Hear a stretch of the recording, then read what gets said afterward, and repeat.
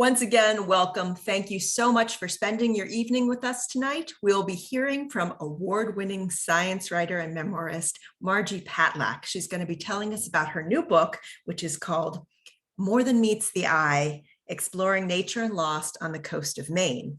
So let's first learn a little bit about Margie before I turn the program over to her. As I mentioned, she's an award winner.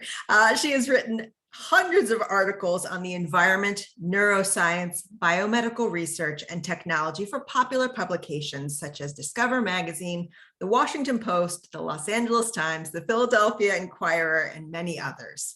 Her other personal essays have appeared in in a number of literary journals and newspapers. She has a degree in botany and in environmental studies and divides her time between Philadelphia and Korea, Maine. And at some point, Margie, you and I need to talk about Philadelphia because I used to live there and I miss it tremendously.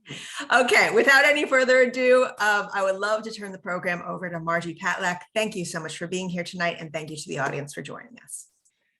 Thank you, Julia, for that nice introduction and for asking me to be here tonight. And thank you to all of you who are tuned in, even though so many of us are zoomed out at this point of the pandemic, and also because it's such a nice day, so many places. It's nice that you're taking the time out to participate in this program.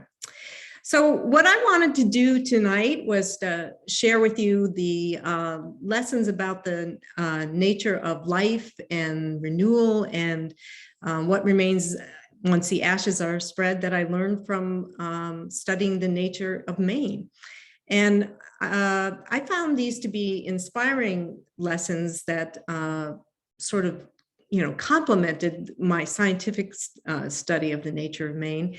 And I think they're especially relevant now, unfortunately, because the pandemic has made many of us wrestle with loss in, one form or another. It could be a loss of a loved one or just loss of life as we once knew it. Let's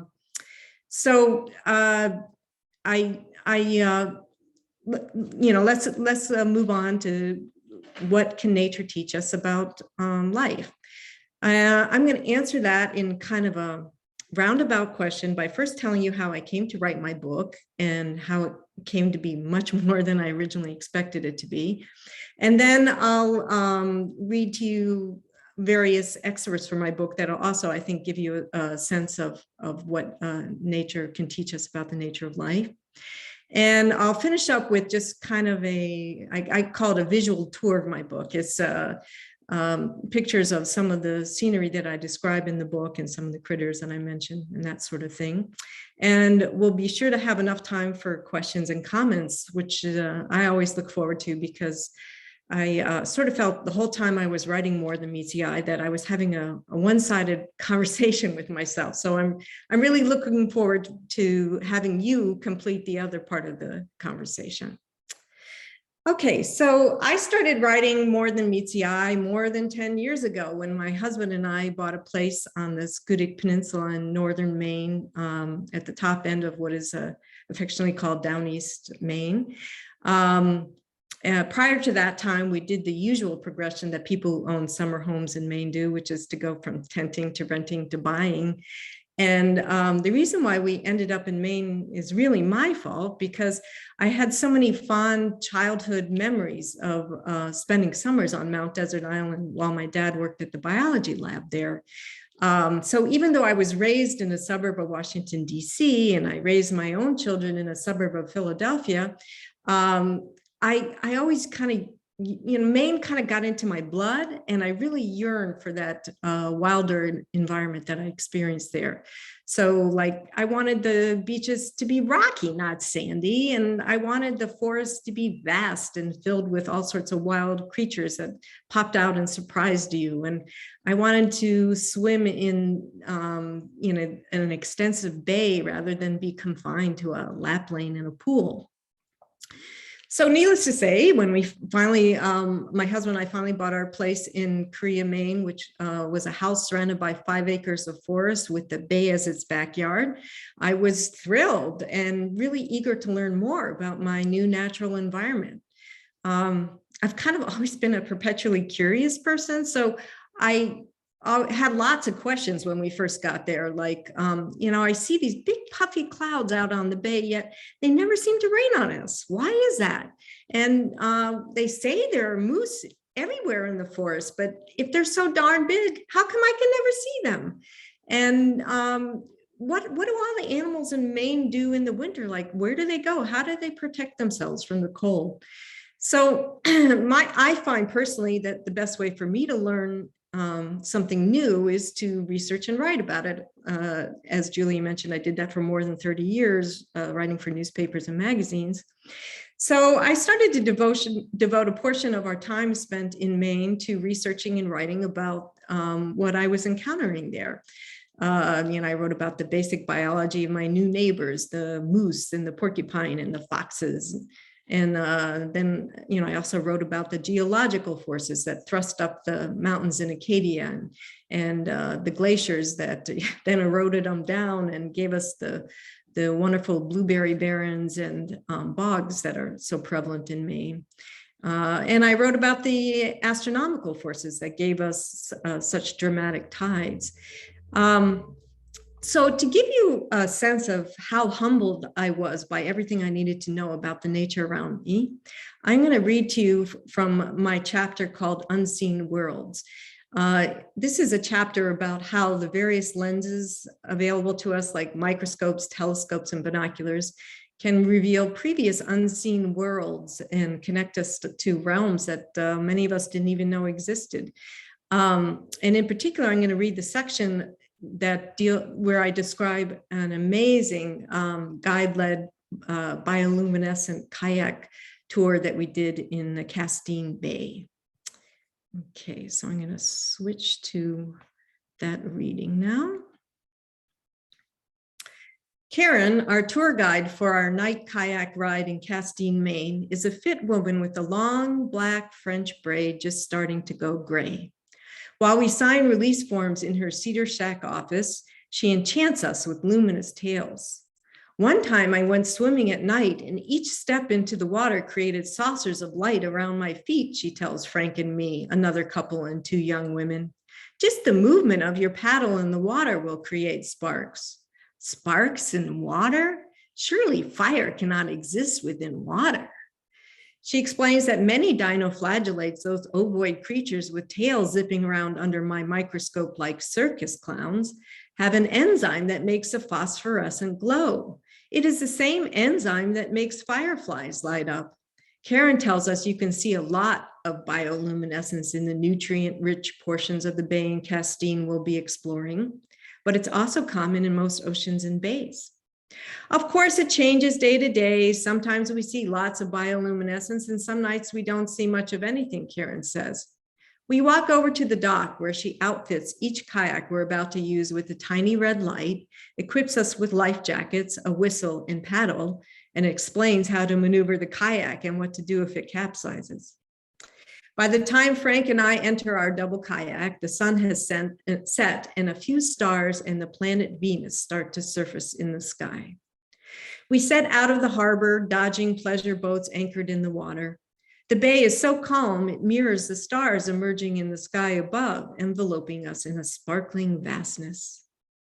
Once away from the lights on the dock, it becomes so dark, only the rough outlines of the other kayaks and the red lights that dot their helms can be seen. But we can hear Karen, who maintains a banter to reassure us. I've had lots of scientists go on this kayak tour, including a marine biologist who told me nobody really knows why there's bioluminescence in the ocean. They all have their theories. Some say plankton do it to startle their predators or to make visible the bigger critters trying to eat them, who will then be seen and be eaten by even bigger fish. But no one really knows. The water is calm and there is a still coolness in the air that makes me thankful I had worn my sweatshirt. Frank and I continue to paddle, but no sparks emerge. Could we be kayaking on one of those nights when the bioluminescence is bland? One time I had a Mars geologist, Karen continues. He's one of those guys who controls the exploring robot on Mars. This reminds me of the oceanographer Robert Ballard, who discovered the sunken Titanic and once commented that half of the United States lies underwater, but we have better maps of Mars than we do of the underwater real estate in our own country. Another oceanographer, Sylvia Earle, pleads that we do more exploring of the ocean, 95% of which we have yet to see, which is surprising given that nearly all of the living space in our planet is in the ocean, according to marine biologist Edith Witter. She also pointed out that it's not just microscopic plankton, but most animals in the sea that emit light. Consequently, the ocean is a magical place filled with breathtaking light shows and bizarre and wondrous creatures, alien life forms that you don't have to travel to another planet to see, she said in a TED Talk. There is no moon, and we're traveling at a steady clip despite the fact that it is pitch black. I can't see the other kayakers, just their tiny red boat lights. These lights on Karen's kayak keep us on course, as well as her instructions.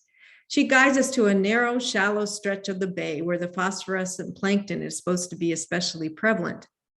But her general directions do little to calm my nervousness due to night blindness.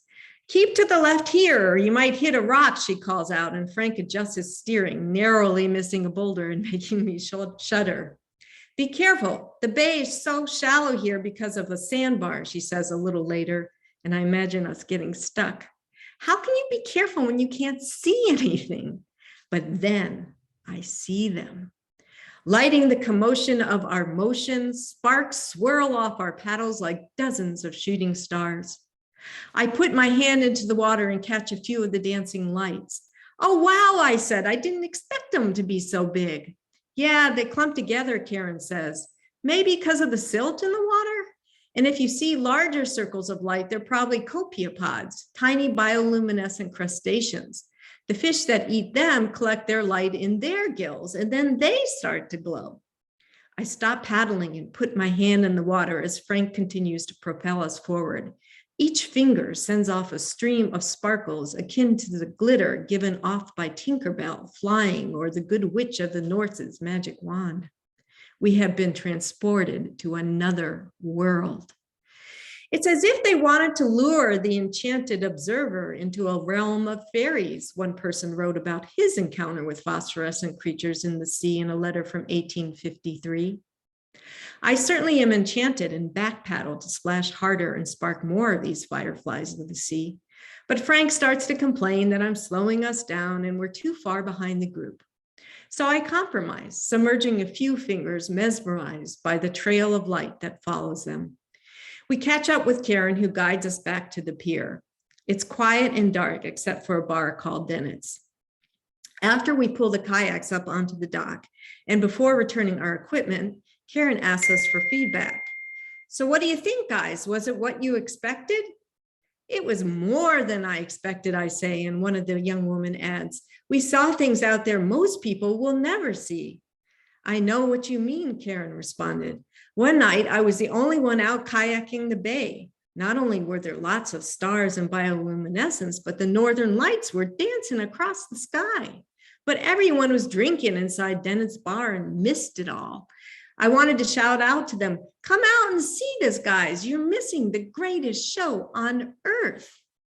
A few days after the kayak tour, I tell my friend Art about our astonishing encounter with bioluminescent plankton. Art is a lobster man who fishes in our bay much of the year. Oh yeah, I see those sparks in the water every time I oar back from my boat if it's late and already dark. I see it all the time. He sees it all the time in our bay. What else am I missing? Okay, so I continue to write about the nature in Maine.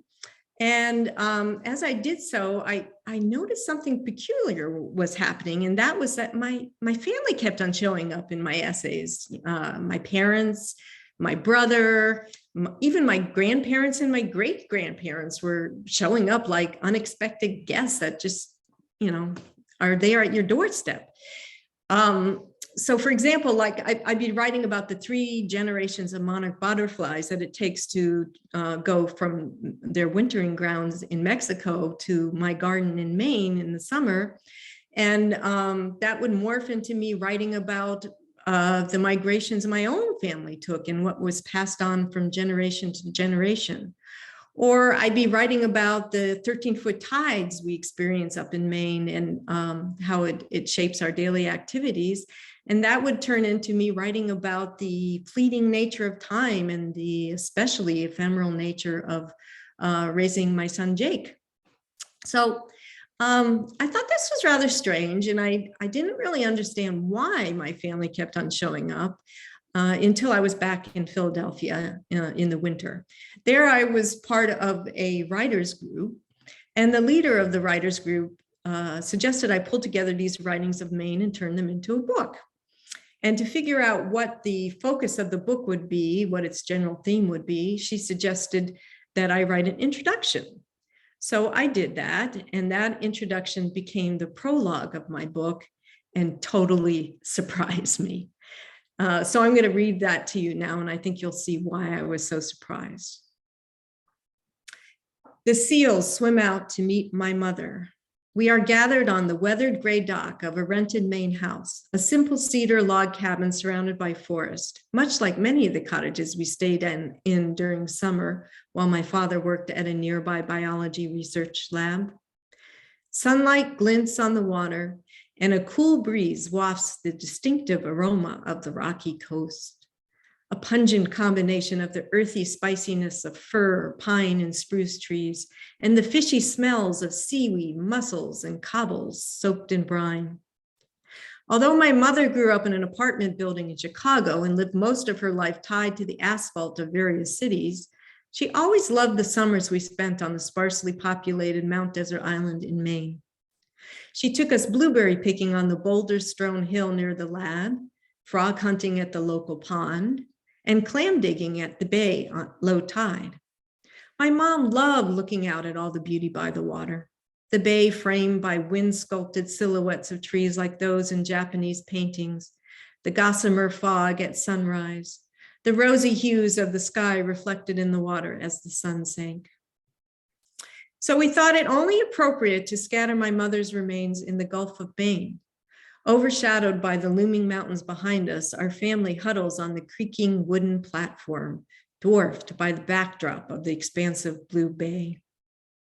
Both my balding brother and elderly father rest heavily on their canes, while I take a folded piece of paper out of my jeans pocket and quote from a condolence letter Albert Einstein wrote to the widow of a friend. In quitting this strange world, he has once again preceded me by just a little, I say, wondering if Einstein's notion that time is an endless loop with no distinctions between past, present, and future resonates with my gray-bearded brother and father, both of whom have degrees in physics. A pair of loons responds with sonorous laments. I try to make eye contact with my brother's two grown sons, but they are gazing at the splintered gray boards under their feet. My father is dry-eyed, but my 12-year-old daughter starts to sniffle. My oldest child, Jake, and my brother's oldest son, Johan, both gangly, slip into kayaks tethered to the dock. After we untie their ropes and give each son a paddle, my brother's wife hands Johan the small cardboard box of ashes and he plies the glassy water, Jake paddling his kayak in parallel. Frank puts his arm around my slumped shoulders and we watch as my mother's grandsons, boys that had become men while she entered her final years, put away their paddles and together shake out flecks of her bone and ash. How could my mother, whose caramel eyes reflected delight in my every achievement, and angry outbursts made me cower in my bedroom, be reduced to that small package of dust? While the gray powder falls into the water, it sinks in that I am truly a motherless child. But I wrestle with that biblical notion of ashes to ashes. Surely something remains. While the last bits of my mother slip into the sea, a few curious seals swim over to see what is falling into their waters. A beautiful swirling dance ensues as their swimming heads engrave the calm water.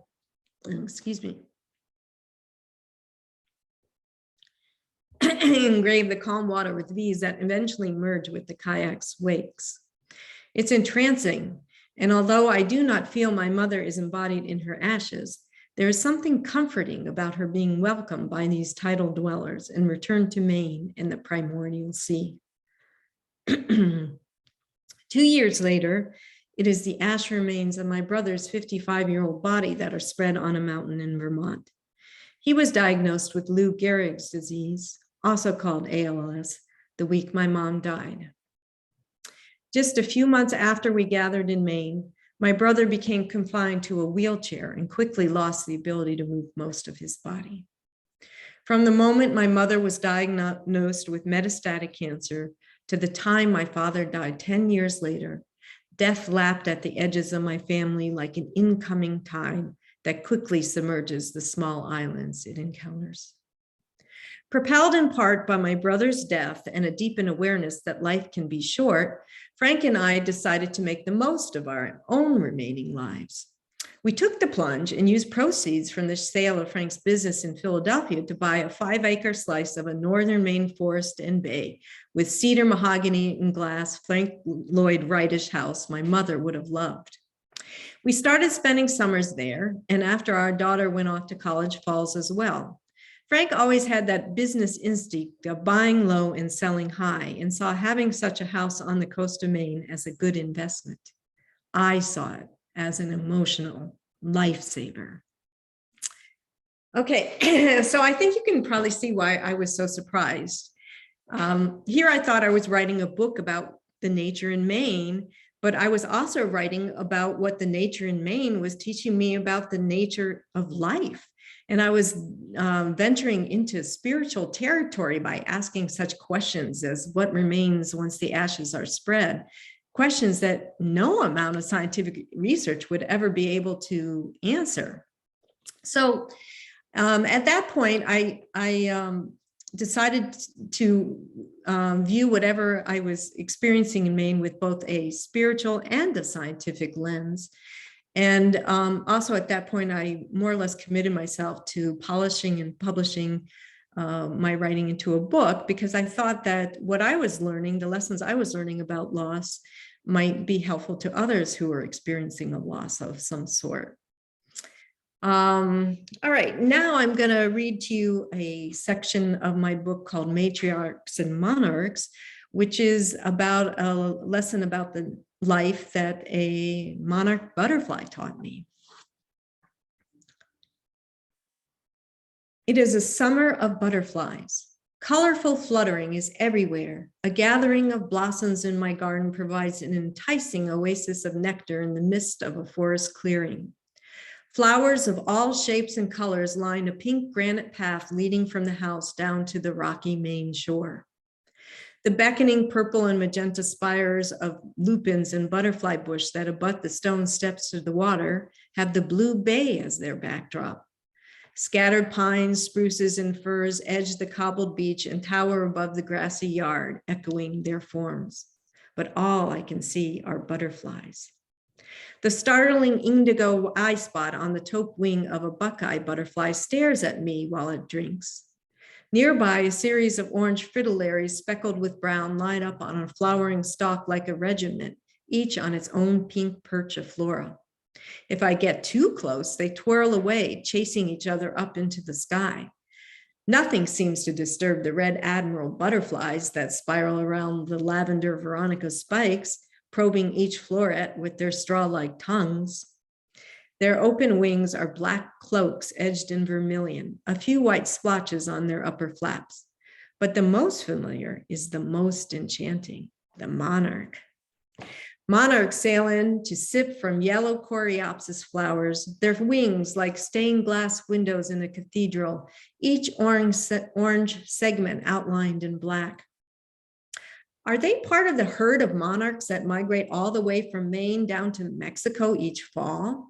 Or are they allowed only one brief hop in a series of hops that takes their species in the reverse direction from Mexico to Canada in spring? It takes 3 to 4 generations of monarchs to make this journey of more than 2,000 miles. Each butterfly lives about 2 months and travels only part of the way before laying eggs on butterfly weed and other milkweed species. These eggs enable the next generation of butterflies to carry on the trek north. The final generation that makes the return flight to Mexico can live as long as 9 months. As Carl Safina noted in his book, The View from Lazy Point, this raises questions much bigger than the butterflies themselves. How do they know what generation they're from and what they're supposed to do? Each hopscotching generation of monarchs has the same genetic blueprint, so different genes can't solely explain why the northbound butterflies live only a few months, while the southbound live several seasons. Scientists suspect that certain light lengths and temperatures might alter the activity of specific migratory genes in the monarch to cause the differences in generations. But still a mystery is how the monarch butterfly, over a span of so many generations, knows to return each year to the same forested slope in Mexico to winter, the equivalent of long dead great-grandparents dictating where their great-grandchildren spend their winters. My long dead great-grandparents were Jews in Tsarist Russia who were restricted to villages known as shtetls. They left Russia to avoid having their 12-year-old sons conscripted into the army, their daughters raped during the carnage of pogroms. As a child, I overheard disturbing shards of stories about the old country. Such surus we had there, so many pogroms. I was a baby during one and my mother hid me in a dresser drawer, my grandmother told my mother as they ate slices of her still warm apple cake and I did my homework nearby. Another time, my father was coming home from work when someone just started shooting at him. Thanks God he was able to hide behind some trash cans. Like the monarchs who hopscotched their way across the globe to find better opportunities, at the turn of the 20th century, my great-grandmother and her family packed a few belongings and embarked on a voyage to England and then to America, where 50 years later I would meet her. A tiny bent-over old woman in Chicago who always wore a babushka from which only her nose protruded, the rest of her face sunken into wrinkles. We called her the old bubby, and my parents would prod me to come close to her so she could hug me. But I shrank back from this shriveled up woman who resembled all the witches in my picture books. The monarchs I'm seeing on the move are probably northbound and have laid eggs in my garden. Shortly after they arrive, I spot the telltale bright yellow, black, and white stripes of monarch caterpillars contrasting like crosswalk markings with the green leaves of the butterfly weed plants they eat. Monarch caterpillars take only 4 days to hatch from eggs, and when I first discovered them, they are as tiny as a thumbnail. But after a few days of continually devouring leaves, they grow to be as long as a thumb. Eager to see what happens next, I pluck one of the fatter and longer caterpillars from the butterfly weed and put it in a glass jar, replacing its metal lid with a paper towel perforated by a fork. I add some butterfly weed leaves, which disappear each day into the caterpillar's mouth. My daughter asked me if we might be harming the caterpillar by holding it captive. Will we disrupt its natural passage into a butterfly? I explained to Eva that as long as we keep the caterpillar supplied with the leaves it has evolved to feed on, we won't stop it from unfolding into a butterfly any more than we could stop a woman in labor from giving birth. A few nights later, the caterpillar stops eating, and before going to sleep, I noticed it has climbed to the top of the jar where it hangs motionless from the paper towel lid, the lower end of its body curved so it resembles the letter J. Checking the following morning, I discovered no caterpillar, but a chrysalis, a surprisingly smooth chartreuse pendant dangling at the top of the jar from what was once recently the last pair of its black legs. And it has a striking bracelet of gold edged with black encircling its conical top. Promise me you'll take the candlesticks, my mother said the day she stopped eating. Her pale face, framed by short cropped white hair, was gaunt from the cancer consuming her, revealing high cheekbones that had been hidden for years and sinking her large contemplative eyes into a skeletal frame. I told the old bubby I would pass them on to you. My great-grandmother had brought these silver candlesticks from Russia, and I always admired their ornate swirls of etched leaves, emblems of the earth that grounded these objects of piety into nature. Once used to beckon the Sabbath into the old bubby's home, the light from these candlesticks had eventually welcomed major Jewish holidays into our own household. I reassured my mother I would take the candlesticks and even promised her I would have Eva polish them like I once did before every Passover. A few days later, my brother closed my mother's eyes for the last time and wept, his shoulders heaving.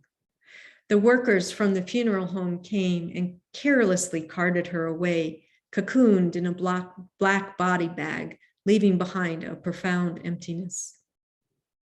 I brought the candlesticks home that night and wrote my mother's eulogy, marking her passage by noting each important step she took, attending college in the 40s and marrying my father, having 2 children in the 50s, teaching at Head Start in the 60s, going to grad school during the 70s, and starting a psychotherapy practice during the 80s.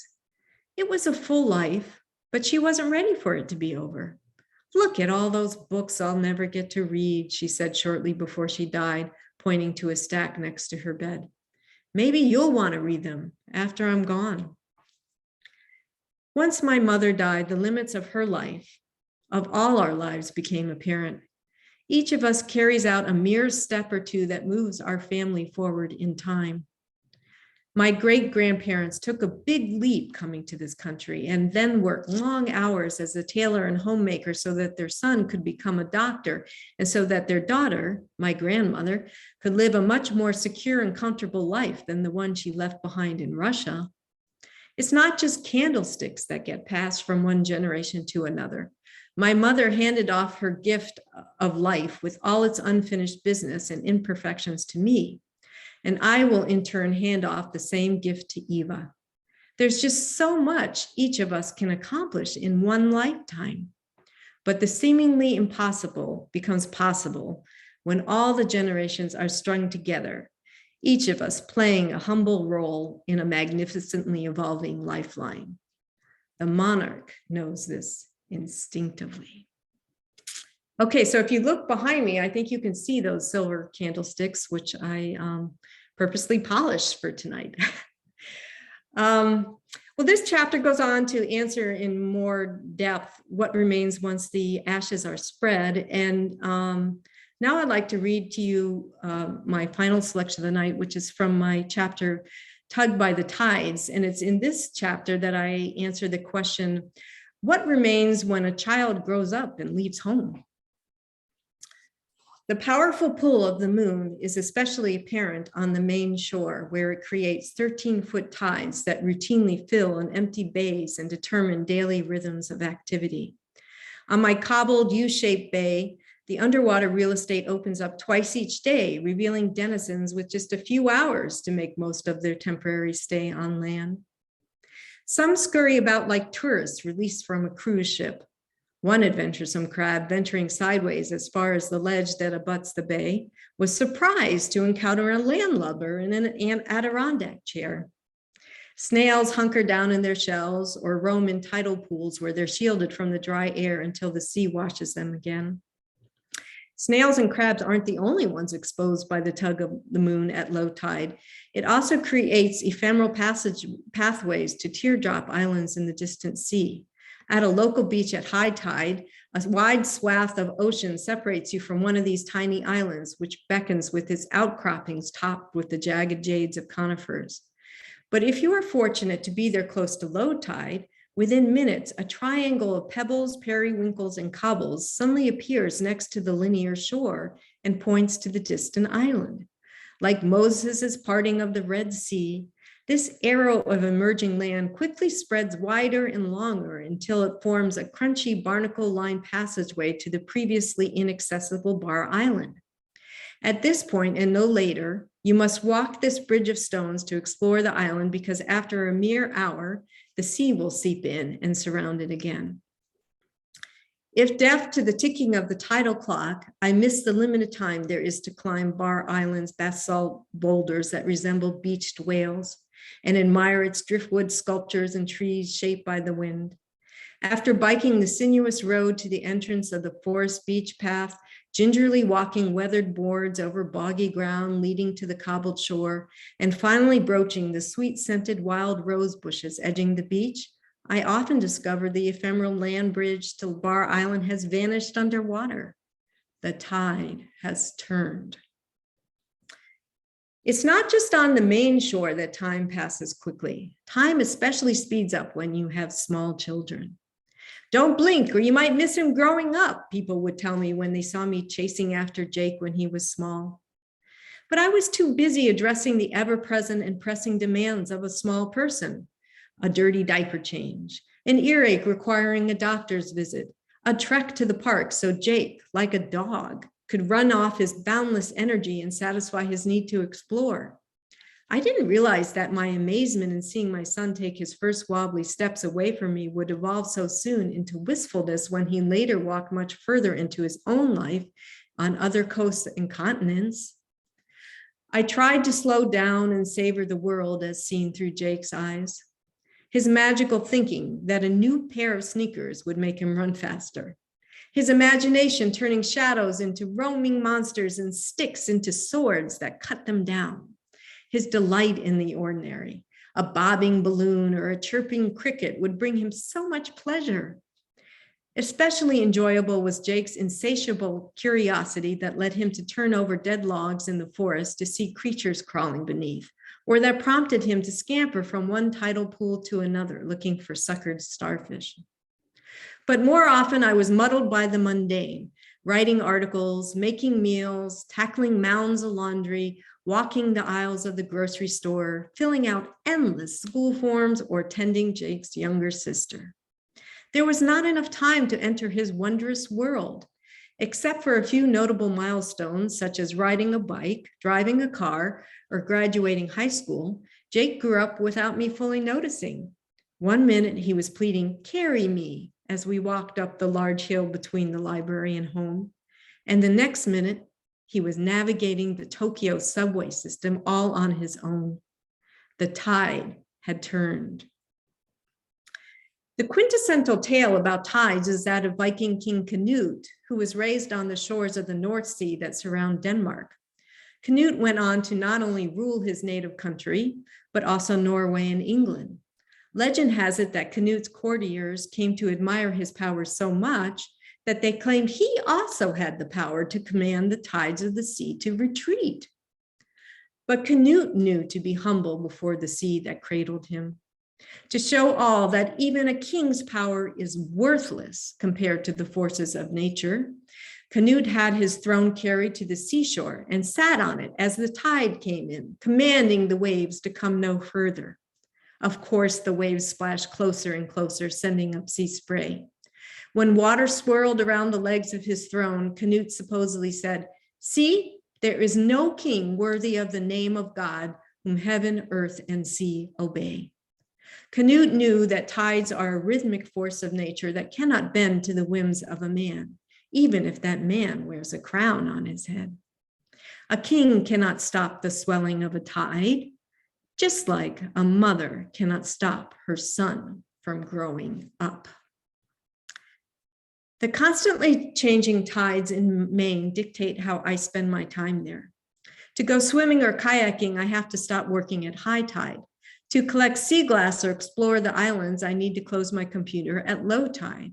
Like King Canute, I am ruled by the immense uncontrollable power of the tides, and I try to match my rhythms of work and play with the ebb and flow of water that follows the moon.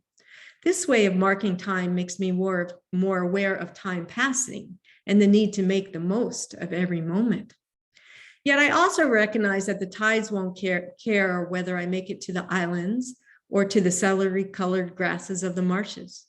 They will come and go, spread out and suck in, keeping the planetary breathing rhythm, the endless time clock. For as the poet Mary Oliver noted, in water that departs forever and forever returns, we experience eternity. Nature will go on without me, which somehow is comforting. The phone rings and I hear the deep voice of my son, who has gone on without me to live far away on another coast. Many moons have ushered him into adulthood, but Jake hasn't lost his childlike curiosity about the world around him and tries to make the most of his temporary stays wherever his job takes him, exploring each location like a zealous crab, scurrying about the Maine shore at low tide. When he moved to California and close to deserts emptied of city lights, Jake bought a telescope and became especially attuned to the moon's rhythms, purposely timing moon and stargazing trips to the lunar cycle. Now, deep into his 20s, Jake follows not only our moon, but the moons of Jupiter and other nearby planets with his telescope. Although I wish he were here exploring the shore with me, I enjoy seeing other worlds through Jake's eyes. A friend related to me with some distress that adult children were like wandering pieces of yourself over which you have no control. As I told Jake when he was in high school, worrying about his welfare was part of my job description as a mom, and explained why I couldn't sleep well at night until after I heard his key turn in the lock of the front door. But I have learned to let go over the years we've spent apart, to appreciate Jake's adventuresome nature, which led him to visit more than a dozen countries and return with tales of spinning Sufis, Egyptian pyramids, Somali pirates, and almost freezing to death in a hut in the mountains of Croatia. And I've come to accept the temporary nature of the years he spent living with us, recognizing his childhood was borrowed time. For as the Lebanese poet Khalil Gibran pointed out in The Prophet, your children are not your children. They are the sons and daughters of life's longing for itself. They come through you, but not from you. And though they are with you, yet they belong not to you.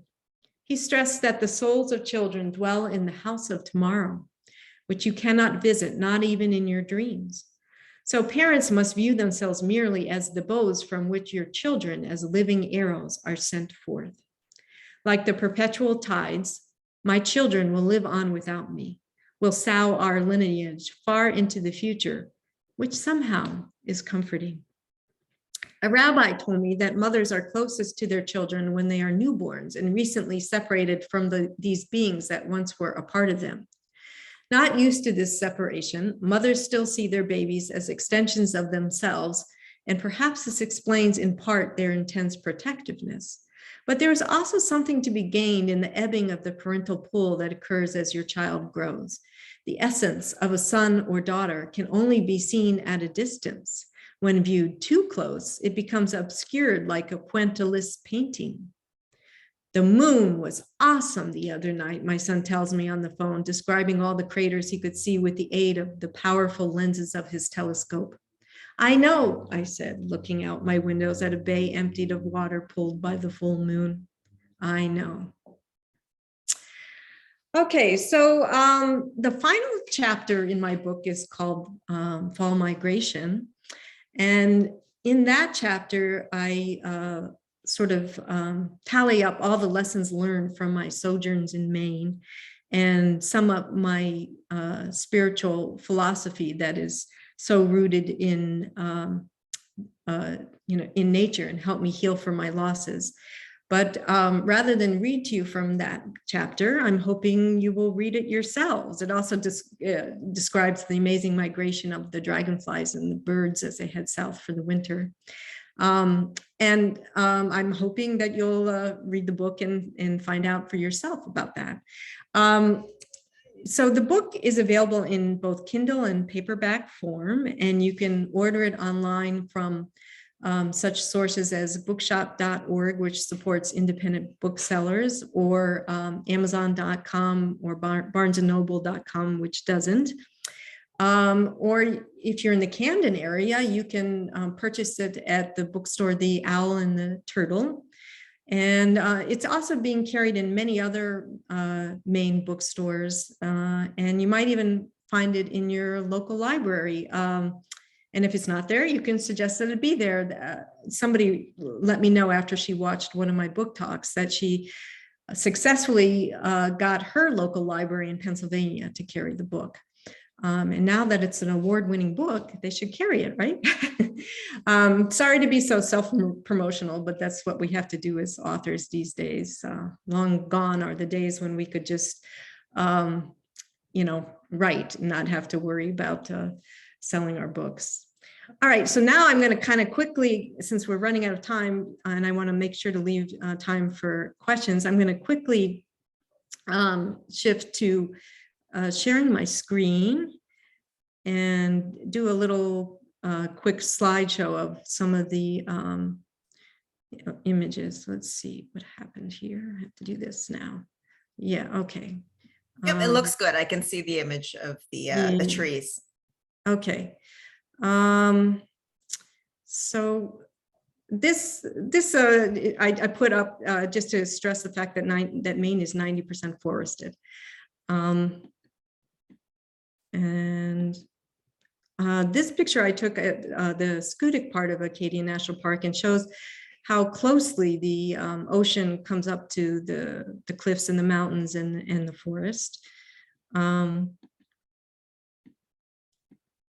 here's a porcupine ambling down my road in the development I live in. I have a chapter about them in my book and my love-hate relationship with them once I became a gardener in Maine. And this is the fox that I described in my chapter, Outfoxed. And I'm going to do a series of slides from my bay just to show you the dramatic tides. So pay attention to those two rocks in the foreground, because you'll see some changes around them as the slides progress. So as you can see, the reeds are starting to come out. And then as the tide gets lower, the seaweed comes out. And this I took at one of those extreme tides that we have a few times a year. And I'm looking back at my house at the distance. I don't know if you can see that. And I walked over all that slippery seaweed because I wanted to take a picture of what is on the other side, which is this scene. And here it's a scene from my kayak when kayaking in the marshes that I described. And this is our local beach in Korea at high tide. And you can see Inner Bar Island off in the distance there. And as these slides show, you know, the tide is going out, and pretty soon there's this amazing land bridge that connects you to that island. And if you walk over it, this is what you see on the other side. It's mostly denuded of vegetation, you know, or at least trees. And in some places, it looks like it's from another planet. It's really cool. And I can't, you know, leave my book talk without showing you my monarch butterfly eating from the, monarch caterpillar eating from the butterfly weed in my garden. And here's the beautiful chrysalis that it formed after I brought it in. And right before it emerged from the chrysalis, this is what it looked like. You can see the wing. And here it is drying off its wings, which gave me a great opportunity to take pictures. And this is a fritillary butterfly, which is also common. Here's a couple on my Veronica. And this is a red admiral. And this is from my chapter Springtime, where I described the spotted salamander. These are the developing embryos in the egg sacs in the ponds along the roadside, in the roadside ditches, really. And the reason why they're green is because they have a symbiotic relationship with algae that enables them to photosynthesize and get more nutrients as they develop. So they're, I think, one of the few, if not only, animal that photosynthesizes, which I thought was pretty cool.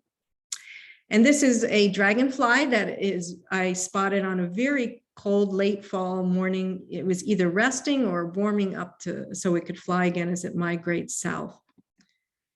And I have a chapter in my book on fog, which anybody who spent any time in Maine would understand why. And this is an example of that gossamer fog that we sometimes get with the sunrise. Here it's a little thicker and it's obscured the horizon, but it's still beautiful. This was taken at Jordan Pond in the fall when it was cold and foggy, and my friend Lynn and I were the only ones there. And this is a picture of the tunnels that the rodents make in the snow over winter. They live in the snow. That's how they survive the winter. And when the snow starts to melt, you can see all their pathways, which is pretty cool. And these are the paw prints of a raccoon in the snow. And this is Little Moose Island, which I wrote about it in my book with my chapter on the geology of Maine. And these are the black basalt intrusions in the granite, otherwise known as black dikes, that I described. And this is another picture of Little Moose Island that I took either in the fall or winter. I also have a chapter about clouds in the book and how they form. And these are those weird clouds that make these kind of disc-like shapes in the sky that I think are like flying saucers. And I'll end with this slide. This was taken at sunrise, and after I posted it on Instagram, my friend Becky said, "No wonder you're getting up so early in Maine with all that beauty around you. How can you sleep?" Okay. So now I'd love to hear your questions and comments, which I guess, Julia, you'll be feeding me. Yes, absolutely. During this time, I invite folks to please go ahead and type your questions for Margie into the Q&A box, or I'll also bounce over and check out the chat box. Goodness gracious, Margie, before I begin, I just want to thank you so much for giving this talk tonight, and for stopping and studying and thinking about life and this beautiful place that you live in, and that many of us here on this call get to live in. Thanks.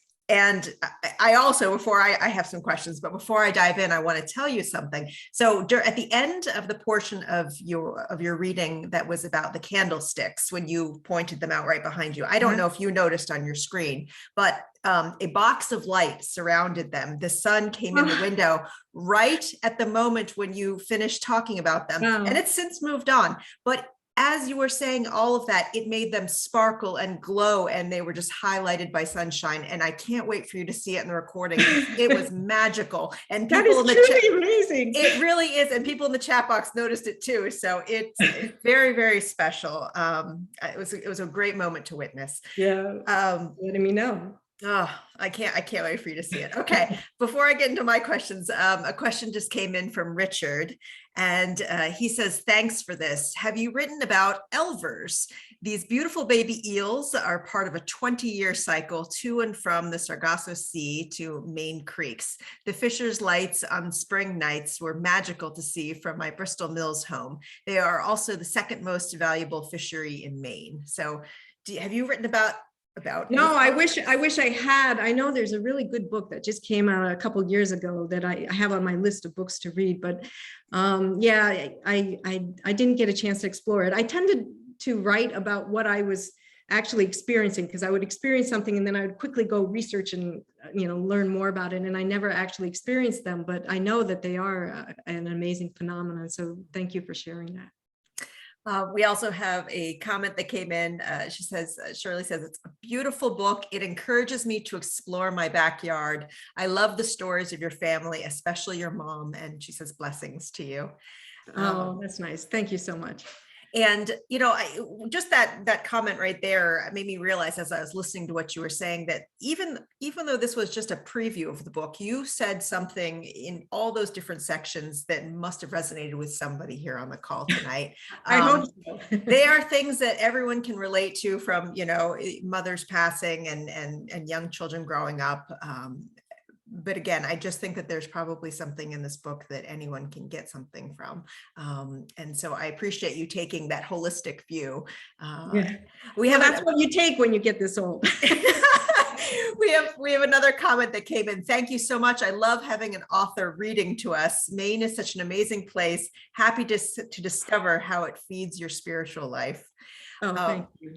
So speaking of that, Margie, I would love to hear from you about how your brain functions differently when you're in Philadelphia, or how you think differently in Philadelphia compared to when you're in Maine.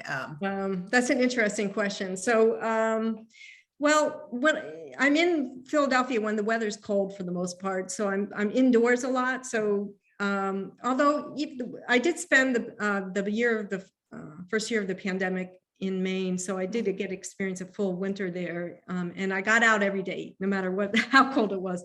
But I just have a more internal time where I spend more time indoors, and I try to take advantage of the cultural stuff that we have here. So I switch from being in tune to all these different species to just trying to be amazed at what my own species has to offer, you know, whether it be plays or symphonies or that sort of thing. And but I always have a hard time adjusting coming back, and it takes a while because we used to live in the suburbs. Now we live in the heart of the city, and you know, it's noisy. And I know, I lived in Center City for like 8 years, and yes, and did the same thing. Took advantage of the culture though, but and also Philadelphia has a wonderful history that I like to learn more about when I'm here. You know, our nation was founded here, so that's kind of cool to learn about. Does that answer your question? Yes, it does. But I just was curious about the way your brain must have to switch, or just the inspiration that each different place provides. Yeah. Speaking of inspiring things, your photography is gorgeous. Do you have photographs in your book as well? Are there any photos? No. So that's a very good question. So what happened is I was both a photographer and a nature writer. And when I approached the publisher, I said, look, I have these photos as well as this book. Do you think we could combine them? And he said, well, no, because they'd be redundant of each other because you do such good descriptions of what you're seeing. But he wanted to use my photos for the cover, the front and back cover, which he did. And then he opted to sign me on for a book of my Maine nature photos. So that is actually being published in June of 2023. And we finally have a name for it. It's called Wild and Wondrous, Nature's Artistry on the Coast of Maine.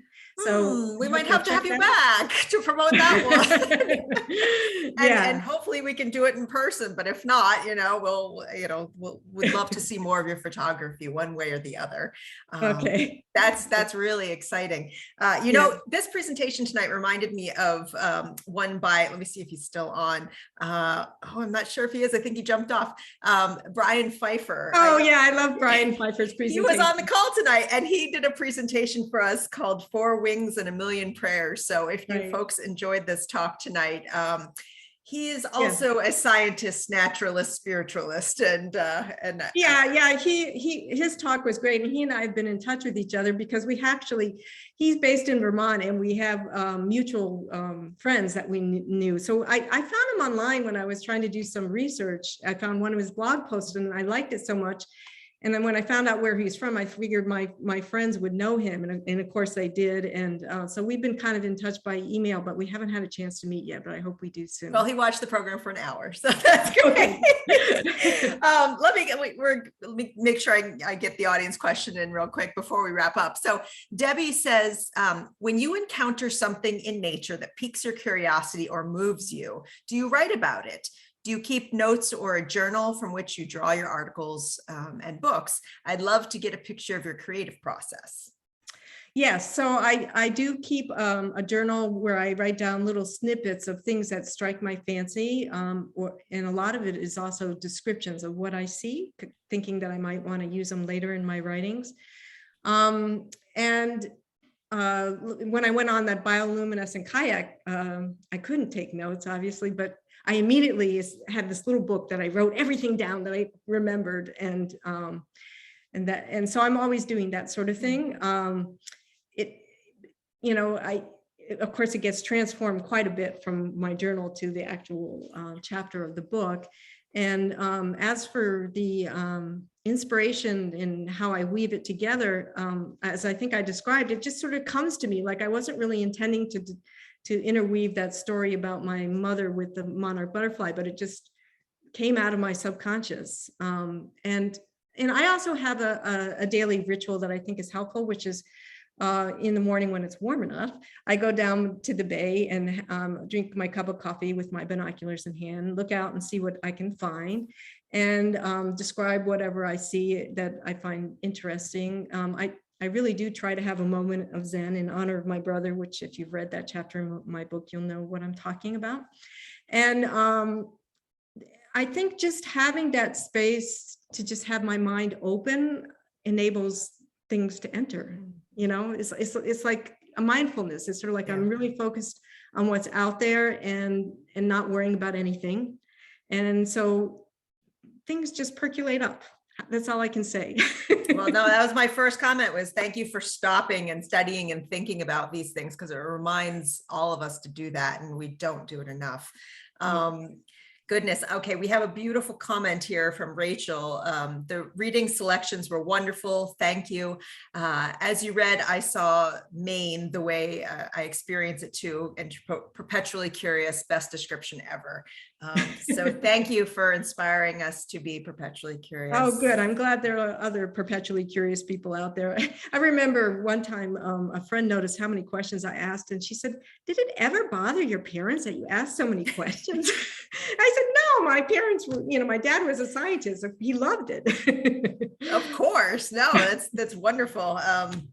Yeah, I mean, you have to ask questions, right? Right. Or what's the point? Right. Yeah. Okay, well, this was great. And we will be carrying your book at our library. It's been ordered. It might already be there. So I just want to let folks know that too. But yes, please, please, please go out and get Margie Patlak's book. Once again, the title is More Than Meets the Eye, Exploring Nature and Loss on the Coast of Maine. And Margie, I am inviting you now to please come back when your book of photographs comes out. Definitely, I'd love to. Oh, wait, we have one more comment. Greta. Okay, Margie, it was a delight to have you read from your book, The Interweaving of the Human Experiences with that of our relatives, scaled, feathered, four-legged, as well as clouds and bioluminescence, just to name a few. Brava. Oh, thank you so much. I echo that as well. And I'm going to be in contact with you because I'm going to Castine soon and I want to go on that bioluminescence. Oh yeah. Go when it's not a full moon. You have to go when it's like a new moon. That's the best time to go. Okay, I'll make sure. All right. Thank you, Margie. And thank you to everyone who showed up tonight. I look forward to future programs with all of you. Have a good evening. Bye-bye. Bye-bye.